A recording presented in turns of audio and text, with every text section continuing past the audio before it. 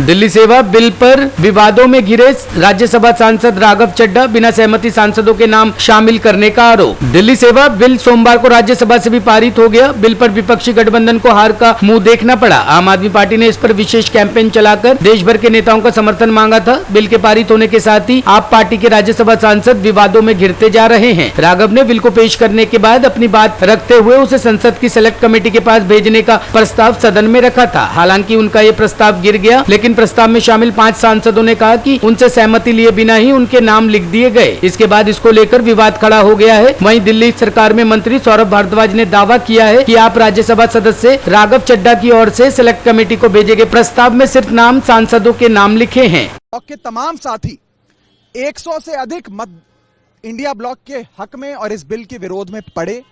हम लेजिस्लेटिवली हो सकता है इस गैर संवैधानिक अलोकतांत्रिक बिल को रोकने में सफल नहीं हुए हों, लेकिन जुडिशियली कोर्ट कचहरी में हम पुरजोर लड़ाई लड़ेंगे।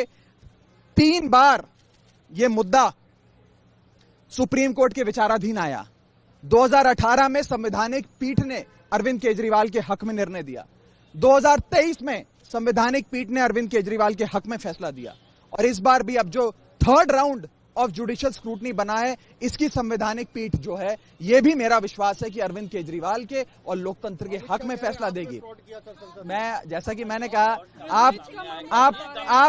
आप जब प्रिविलेजेस कमेटी नोटिस देगी उसका जवाब देंगे। आप काहे चिंता कर रहे हैं? मैं चिंता नहीं कर रहा, चिंता आपको हो रही है। जिस तरीके से संसद के बारे में चर्चा हो रही है, कुछ बातें मैं भी अपनी तरफ से रखना चाहता हूं। पहली बात, संसद में यह कहा जाना कि राघव चड्ढा जी द्वारा झूठे हस्ताक्षर किए गए, ये सरासर गलत है, झूठ है।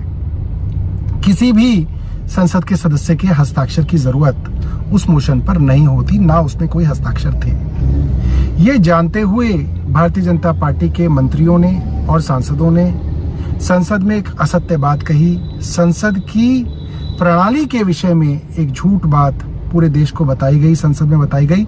ये अपने आप में एक बहुत बड़ा और गंभीर विशेष अधिकार का मामला है, जिसमें भारतीय जनता पार्टी के मंत्रियों और सांसदों पे विशेष अधिकार का मामला निश्चित रूप से बनता है। दूसरा, भारतीय जनता पार्टी और गृह मंत्री